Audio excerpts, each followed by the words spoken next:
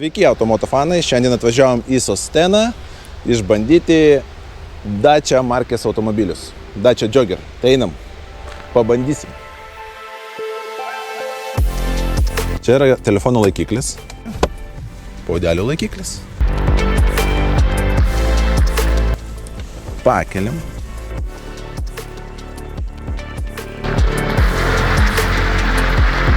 Septynvietė. Nu va, pavyzdžiui, trečias bėgis. Dizainas labai įdomus, priekis tai yra sedano automobilis maišytas su SUV. Bazė yra ilga, pastovaus greičio palaikymo sistema. Prašau komentuokit, laikinkit, šerinkit, prenumeruokit mano kanalą ir laukite naujų bandomųjų važiavimų.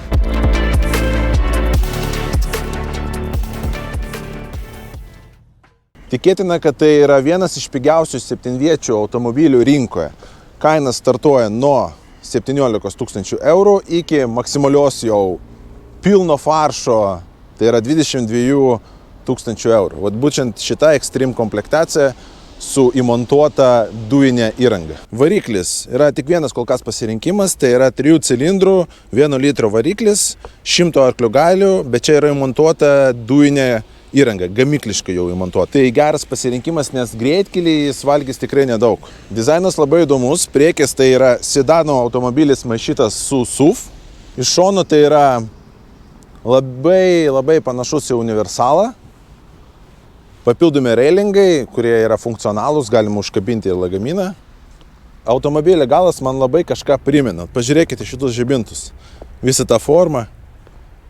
Man rodos iš V raidės automobilis. Tai yra Volvo žibintai. Atgrinai Volvo žibintai. Ir tai yra blogai? Manau, kad ne. Nes jeigu Dacia semėsi patirties arba dizaino kažkokių tai sprendimų iš Volvo automobilių, tai šiaip tai yra pagirtina. Iš tikrųjų, kaip atrodo galas, vat, visas tas pavadinimas, žibintai. Tai yra toksai universalas, bet gražiai atrodantis. Man patinka. Salonas malonesnis, nei tikėjausi. Už tokius pinigus nėra ko norėti, aišku, daug yra tokio paprasto plastiko, bet bendrai salonas rodo gan patraukliai. Vat vairas. Rodos čia oda, jo apsiūtas ir gan toks patogus ergonomiškai. Vairas reguliuojamas, pagal savo ūgį galima sureguliuoti. Vietos. Šiaip vietos labai daug. Aš manau, čia virš galvos gali ir dramblis praeit pas mane. Tai galima pakelt, va, dar drąsiai. Tikrai daug vietos arba pamažinti. Čia yra, žiūrėkit, kablys. Kokį tašę pakabinti galima. Daiktadėžė nėra didelė, bet pakankamai. Sėdinių kokybė. Čia toksai kaip medžiaga, aišku, bet padaryta gan kokybiškai, žinokit. Yra daug medžiaginių sėdinių rinkoje, kur, atrodo labai pigiai. Nepasakyčiau, kad šitos sėdinės yra pigios arba nepatogios. Tikrai malonu ir faina sėdėti. Yra puodelių laikiklis, 12 V rezetė, gal biški per mažai USB jungčių, yra vienas, daugiau aš kol kas neradau, bet daug yra 12 V rezečių. Tai galima papildomą prailgintuvą ar šokotuvą nupirkti ir krauti savo telefonus. Tai čia nėra problemos. Žiūrėkit, dar kokį sprendimą padarė Dacia. Čia yra telefono laikiklis. Paimam, užkabinam telefoną. Yra USB pakrovėjas. Įjungiam. Susijungia Android Auto arba Apple CarPlay. Ir telefonas kraunasi. Galima jungti navigaciją ir čia. Automatinė klimato kontrolė, šiaip pat mygtukai, vat ir ekranai, toks jausmas, kad tu sėdi mašinai, kuri kainuoja daug daugiau negu 17 arba 20 000 eurų. Va čia jie labai gerai padarė. O jungia automatinį režimą 21,5 laipsnio ir jinai pilnai kontroliuoja klimato kontrolę. Multimedija. Multimedija, aišku, paprasta, bet miela akiai. Yra nustatymai, kažkokių tai mandrių dalykų nėra, bet miela, faina, ko reikia, čia tikrai rasit. Kaip ir sakiau, čia yra Android Auto, Apple CarPlay, tai šaunu. Taip, gale yra vietos gan daug, pavyzdžiui, aš galiu sėdėti normaliai, virš galvos dar yra vietos. Žiūrėkit, kaip dar Dacia padarė staliuką. Pavyzdžiui, su vaikais važiuojat, užsifiksuoja, galima valgyti, galima kažką piešti. Ir dar yra funkcija puodelių laikiklis. Atsidaro papildomas puodelių laikiklis. Patogu. Kaip patekti į trečią eilę? Paimam sėdinę. Pakeliam.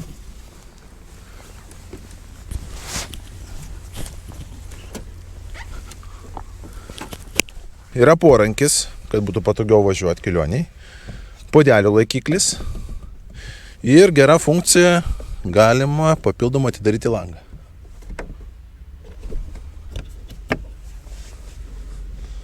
Kojom čia vietos gan daug.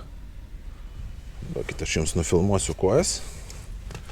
Va, aš galiu jas įkišti. Šiaip gan patogu. Vietos kažkiek yra virš galvos.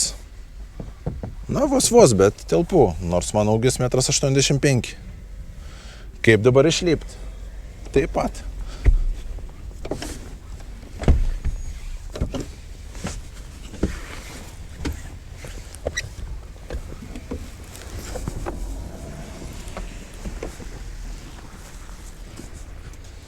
Dar žiūrėkit, kokia yra maža maloni funkcija. Pavyzdžiui, saugos diržas. Yra skylė, kol galima jį įtaisyti ir jis nemaišo. Jogger bagažinė yra 160 litrų su trečia eilė, būtent šitą erdvę. Čia kažkur du nedideli lagaminukai tilptų, bet žiūrėkit, ką moka Dacia. Sulankstom.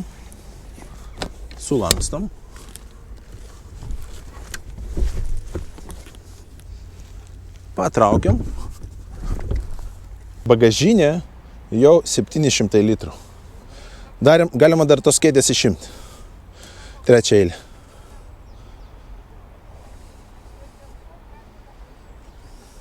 Ir atgal labai paprasta. Taip pat patraukiam.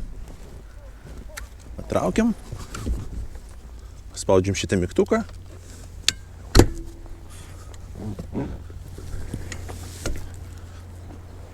Prašau.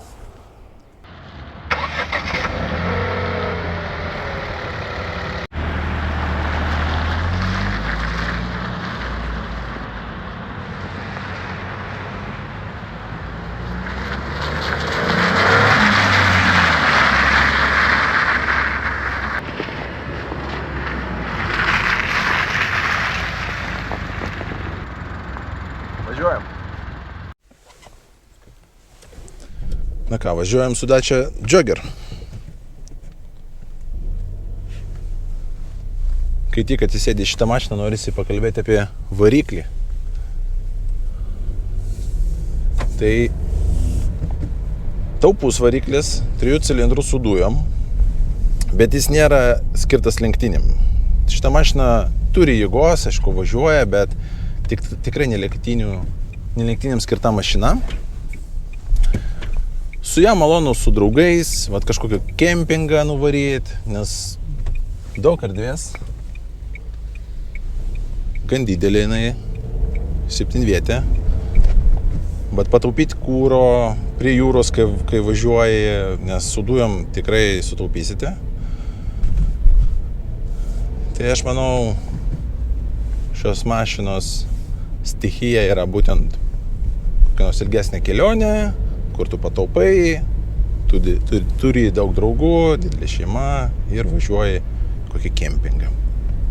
Bet jeigu kažką aplenkti, aišku, jeigu važiuojam, čia yra 6 bėgių mechaninė pavarų dėžė, tai jeigu kur važiuojam 6 bėgių, tai norit aplenkti, jėgos bus per mažai, reikės įjungti, bet čia nėra didelės problemos iš tikrųjų.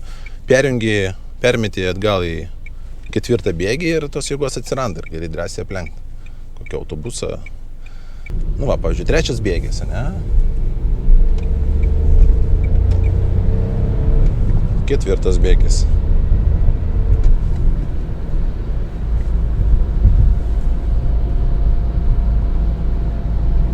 Penktas bėgis, galima 6 įjungti.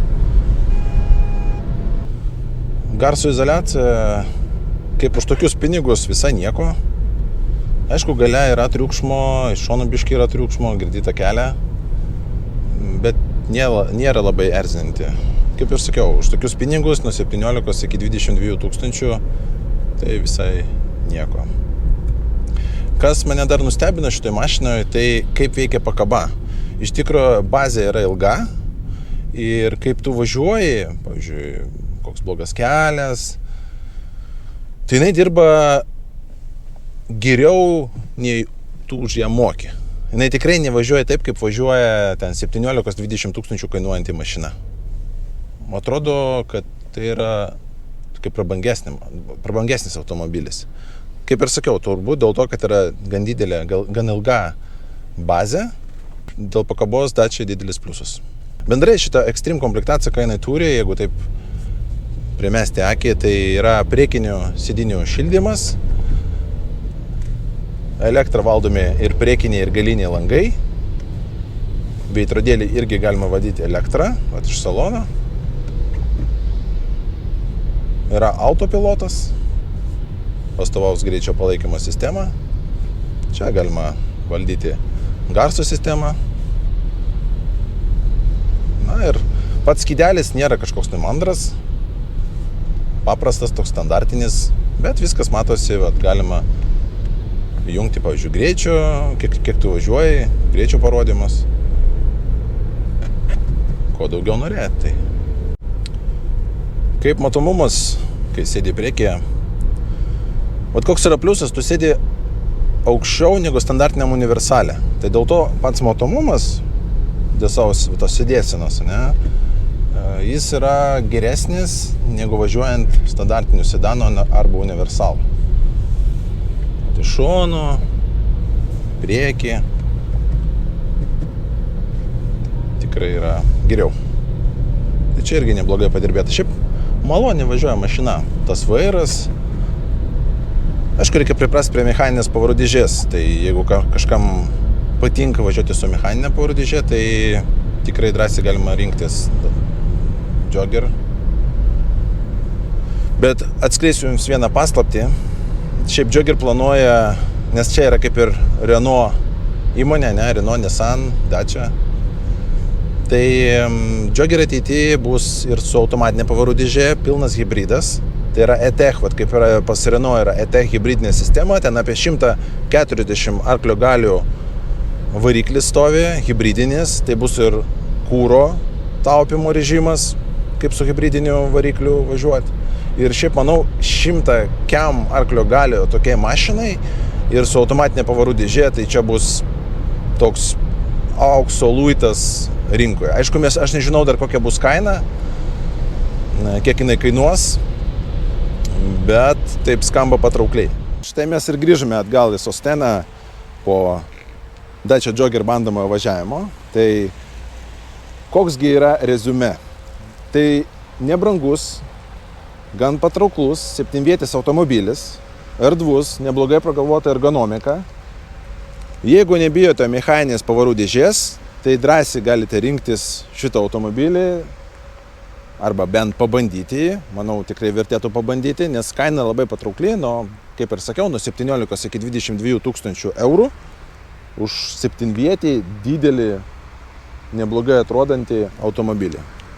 Komentuokite, labai noriu išgirsti, ką jūs apie Dacia Jogger manot.